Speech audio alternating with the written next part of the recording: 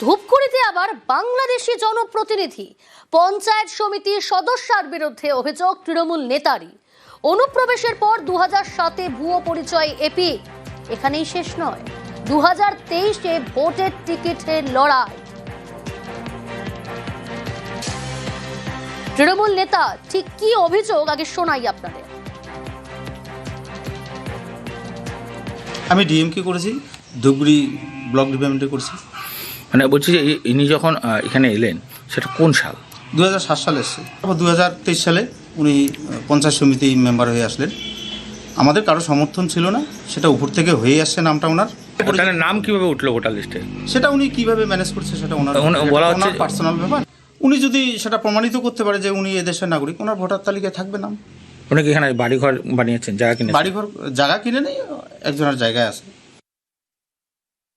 6জন মেয়ে, 1জন ছেলে। রহমত আলী কতদিন আগে তো মারা গেছেন? বহুদিন আগে। বলছি যে আনিসা বলে যার নাম শোনা যাচ্ছে, আর তিনি কি তার মেয়ে? আমি তো জানি না ওর নামে, আমি কোনোদিন ওর পরিচয় জানি না। এই যে আনিসা, ও কি পঞ্চায়েত সদস্য, পঞ্চায়েত সমিতির সদস্য? হ্যাঁ ছিল। ধূপগুড়িতে বাংলাদেশি জনপ্রতিনিধি 2007-এ এসেছেন, 2023-এ ভোটের টিকিটের লড়াই করলেন, কিন্তু এত দিন পর প্রকাশ্যে এলো। রকি রয়েছে আমার সঙ্গে সরাসরি।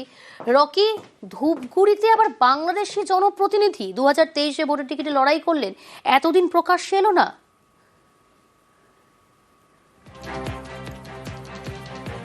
দেখো, ধূপগুড়িতে কিন্তু এই নিয়ে রীতিমতো চাঞ্চল্য ছড়িয়েছে। বাংলাদেশ থেকে অনুপ্রবেশকারী পঞ্চায়েত সমিতির সদস্য, আর এই নিয়ে কিন্তু জল্পনা অভিযোগ ঘিরে কিন্তু রীতিমতো চাঞ্চল্য ছড়িয়েছে। অভিযোগ করেছে খোদ তৃণমূল দাপুটে নেতা। ধূপগুড়ি মহকুমার অন্তর্গত যে গাদুং 2 নং গ্রাম পঞ্চায়েত রয়েছে, 15-235 নাম্বার বুথে, সেখান থেকেই কিন্তু তৃণমূলের টিকিটেই জয়ী হয়েছেন আনিসা বেগম নামে নেত্রী। এবং অভিযোগ রয়েছে তিনি 2007 সালে অনুপ্রবেশ করেন এবং এখানে এসে তিনি কিন্তু ভোটের তালিকায় নাম ওঠান। এরপর এক এক করে ধাপে ধাপে তিনি তৃণমূলের ঘনিষ্ঠ হন এবং 2023 সালে তৃণমূলের টিকিটে তিনি ধূপগুড়ি পঞ্চায়েত সমিতির সদস্য হিসাবে লড়েন এবং তিনি জিতে যান। এই ঘটনা প্রসঙ্গে কিন্তু যে তৃণমূল নেতা অভিযোগ করেছেন যে তিনি অবৈধভাবে সেখানে ঢুকেছেন এবং ভোটপাড়া এলাকার বাসিন্দা রয়েছেন, তাকে বাবা বানিয়ে তিনি এই এলাকায় তার ভোটার কার্ড করেন। আর রীতিমতো কিন্তু একে নিয়ে চাপানোতর সৃষ্টি হয়েছে, কারণ ইতিমধ্যেই সেই তৃণমূল নেতার তরফ থেকে কিন্তু জেলা শাসক এবং ধূপগুড়ি বিডিওকে লিখিতভাবে অভিযোগ করা হয়েছে এবং অবিলম্বে এই ঘটনা প্রসঙ্গে কিন্তু ব্যবস্থা নিয়ে ভোটের তালিকা থেকে সেই নেত্রীর নাম বাদ দেওয়ার দাবি জানিয়েছেন তিনি। এবং এই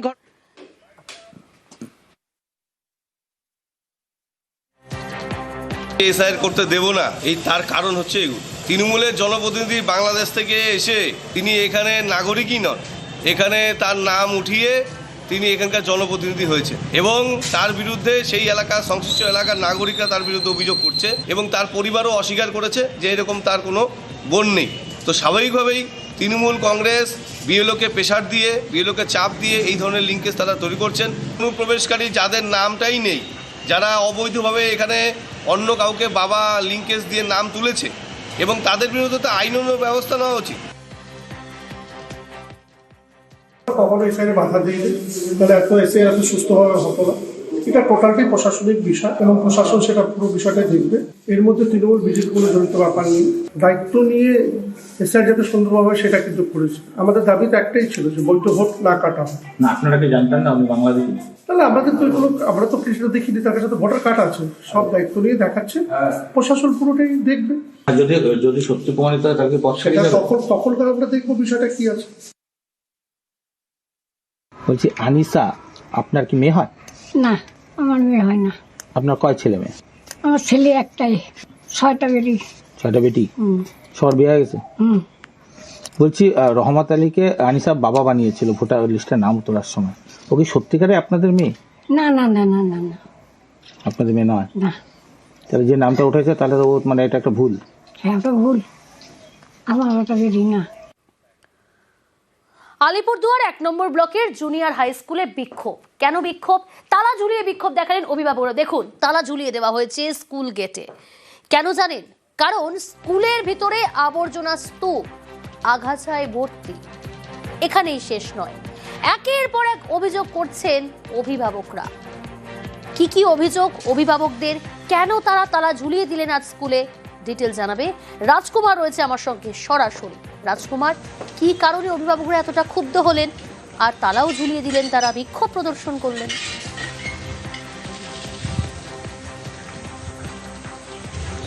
দেখো, অভিভাবকদের পরিষ্কার অভিযোগ সেটা হচ্ছে যে এই স্কুলে দীর্ঘদিন থেকে কিন্তু শিক্ষক শিক্ষিকারা সময় মতো স্কুলে আসেন না। অর্থাৎ 11টা পেরিয়ে গেলেও এই যে শিক্ষক শিক্ষিকা তারা স্কুলে আসেন না বলে অভিযোগ করেছেন অভিভাবকরা। শুধু তাই নয়, স্কুল যে পরিষ্কার পরিচ্ছন্ন করার যে বিষয় সেটিও ঠিকঠাক মতো করা হয়নি। স্কুলের চারিদিকে আগাছায় ভরে গেছে। আসেন না শিক্ষক শিক্ষিকারা 11টার মধ্যে, নির্দিষ্ট সময়ের মধ্যে কেন আসেন না রাজকুমার? স্কুল কর্তৃপক্ষ কি জানাচ্ছেন? দেখো, স্কুল কর্তৃপক্ষ যদিও এই যে অভিযোগ সেই অভিযোগ কিন্তু অস্বীকার করেছে, কারণ তারা বলছে যে যেরকমটা অভিযোগ করা হচ্ছে সেই রকম অভিযোগ ঠিক নয়। এখন স্কুলের পরীক্ষা শেষ, সেই কারণে একটু দেরি হচ্ছে। এবং আজকে যেখানে অভিযোগ ক্ষোভ জানাচ্ছেন অভিভাবকরা, আজকে স্কুলের চাবি অন্য একজনের কাছে থাকায় শিক্ষক শিক্ষিকারা 11টার আগে স্কুলে ঢুকতে তারা পারেননি। এইরকমটা কিন্তু স্কুলের যে শিক্ষক শিক্ষিকা তারা জানাচ্ছেন। বেশ, ছাত্র আসে আগে, টিচাররা পরে আসে। এইটা কোন স্কুলের টাইম তো 11টা, তাই না? তার আগে আসবে, প্যার লাইন করবে, তারপরে তো ওরা হচ্ছে প্রায় 11:20, 11:15 এরকম টাইমে ঢুকে। ক্লাস করবে কিভাবে? যা নোংরা পরিস্থিতি স্কুলের রুমের, ওদের বলে ফান্ডই নেই, পরিষ্কার করবে কোথা থেকে? এখন আমরা চাচ্ছি ঠিক মতো টাইম মতো আসবে, ভালো করে পড়াশোনা করবে, স্কুলটা পরিষ্কার রাখবে। পঠন পাঠন আমাদের অত্যন্ত ভালো হয়, দেরি আমরা করি না। আমরা চেষ্টা করি 11টার মধ্যে ঢোকার, যারা কাছে আছে তারা চেষ্টা করে 11:15 মধ্যে স্কুলে ঢোকার, স্কুল খোলার। এখন যেহেতু পরীক্ষা শেষ, স্টুডেন্ট নেই, আমাদের রেজাল্টের কাজকর্ম মোটামুটি শেষের দিকে, তাই আমরা একটু হলেও রিল্যাক্সেশন দিয়ে নিজেরা একটু হলেও কিছু দেরি হয়েছে। মেনলি আজকে আমাদের দেরি হয়েছে, কিন্তু এইভাবে এতটা অভিযোগ সবকিছুই সত্য না। গতবার আমাদের স্কুল থেকে পরিষ্কার করা হয়েছে, এবার যেহেতু আমাদের স্কুলে ফান্ডিং কম, আমরা চেয়েছিলাম দুটো স্কুল মিলে একসঙ্গে পরিষ্কার করি, কিন্তু সেই অর্থ আমরা এখনো জোগাড় করে উঠতে পারিনি। শ্লীলতাহানির অভিযোগে ধৃত স্কুল কমিটির চেয়ারম্যান, ফর্ম ফিল আপের জন্য ডেকে শ্লীলতাহানির অভিযোগ ঝাড়গ্রামের মানিকপাড়ার 2 ছাত্রী। স্কুল পরিচালন সমিতির চেয়ারম্যানের বিরুদ্ধেই অভিযোগ। এ বিষয়ে বিস্তারিত জানাবে রাজু, রয়েছে টেলিফোন লাইনে। রাজু, দেখো, প্রথমত বলে রাখি যে কন্যাশ্রীর যে ফর্ম, সেই ফর্ম ফিল আপ করাবার নাম করেই এই স্কুল কমিটির যে ম্যানেজিং কমিটির চেয়ারম্যান রয়েছেন, তাকে ডাকনাম যার কাল্টু, তাকে সেই ছাত্রীদেরকে রেখেছিলেন স্কুলের মধ্যেই। শনিবার দিন স্কুলে সেই ছাত্রীরা আসে এবং তাদেরকে একটি রুমে নিয়ে গিয়ে সে তাদের সাথে অশ্লীল ব্যবহার করেন এবং তাদের গায়ে হাত দিয়েছে, এমনটাও অভিযোগ করা হচ্ছে।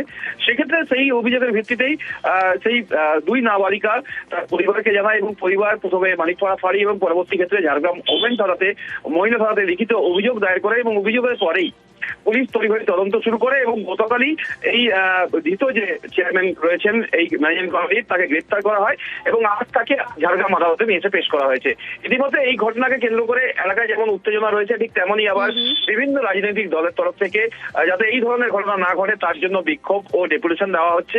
ইতিমধ্যে প্রধান শিক্ষক এই বিষয় নিয়ে কোন মুখ খুলতেও চাননি, তিনি গোটা বিষয়টা বলছেন যে আমি শুনছি, ব্যাপারটা দেখছি, এই বলেই কাটিয়ে যাচ্ছেন। অপরদিকে অভিভাবকরা এটা অভিযোগ করছেন যে তাদের যে সমস্ত পরিবারে রয়েছেন বা তার যে পরিবারের যে সদস্য যে এখানে পঠন করতে আসবে, যে নাবালিকা, তাদের যাতে নিরাপত্তা থাকে তার জন্য তারা আবেদন করছেন। ইতিমধ্যে গোটা বিষয়ে তদন্ত শুরু করেছে মহিলা থানার পুলিশ। ইতিমধ্যে ধৃত ব্যক্তিকে ঝাড়গ্রাম আদালতে পেশ করা হয়েছে পুলিশের তরফ থেকে, তাকে নিজেদের হেফাজতের জন্য আবেদন করা হয়েছে পুলিশের তরফ থেকে, এমনটা জানা গেছে পুলিশ সূত্রে।